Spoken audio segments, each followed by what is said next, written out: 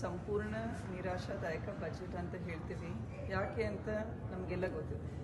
ಕರ್ನಾಟಕದಲ್ಲಿ ನಿನ್ನೆ ಸನ್ಮಾನ್ಯ ಮುಖ್ಯಮಂತ್ರಿಗಳು ಒಂದು ದೊಡ್ಡ ಪಟ್ಟಿನೇ ಬಿಡುಗಡೆ ಮಾಡಿದರು. ಎಲ್ಲ ಜನತೆ ಕೂಡ 28 ಮುಖ್ಯ ಬೇಡಿಕೆಗಳನ್ನು ರಿಲೀಸ್ ಮಾಡಿದ್ದಾರೆ. ಅವರ ವೆಬ್ ಪೋರ್ಟಲ್ನಲ್ಲಿ ನೋಡಿದ್ವಿ.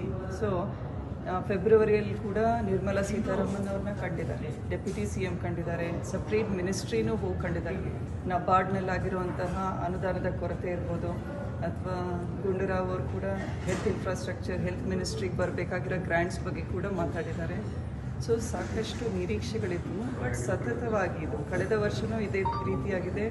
ಈ ವರ್ಷದೂ ಕೂಡ 5 ಇಂಜಿನ್ ಅಂತ ಘೋಷಣೆ ಮಾಡಿದರು. ನನ್ನ ಪ್ರಕಾರ 5 ಇಂಜಿನ್ಗಳು ಹಳಿಬಿಟ್ಟು ಹೋಗಿದೆ ಅಂತ ಅನಿಸುತ್ತೆ. ಆಮೇಲೆ ಬಿಹಾರಿನ ಸ್ಟೇಟ್ ಬಡ್ಜೆಟ್ ಇದಾಗಿದೆ, ಅದು ಎಲ್ಲರೂ ಯುನಾನಿಮಸ್ ಆಗಿ ಈಗ ನಮಗೆ ಗೊತ್ತಿದೆ ಒಕ್ಕೂಟದ ವ್ಯವಸ್ಥೆ ಅಂತ. India is A union of States, ಒಂದು ಫೆಡ್ರಲ್ ಸಿಸ್ಟಮ್ ಅಂತ. ನಾವು ಎಷ್ಟು ಪ್ರಾಮಾಣಿಕವಾಗಿ GST ಕಲೆಕ್ಟ್ ಮಾಡಿ ಸೆಂಟರಿನ ಬಕೆಟ್ ಫಿಲ್ ಮಾಡ್ತಾ ಇದ್ದೀವಿ. CM ಅವ್ರು ಎಷ್ಟು ಭಾಷಣದಲ್ಲಿ ಹೇಳ್ತಾ ಇದ್ದಾರೆ, ನಾವು ₹1 ಸೆಂಟರಿಗೆ ಕೊಟ್ಟರೆ ಕೇವಲ 13, 14, 15 ಪೈಸೆ ಅಷ್ಟೇ ಬರುತ್ತೆ ಅಂತ.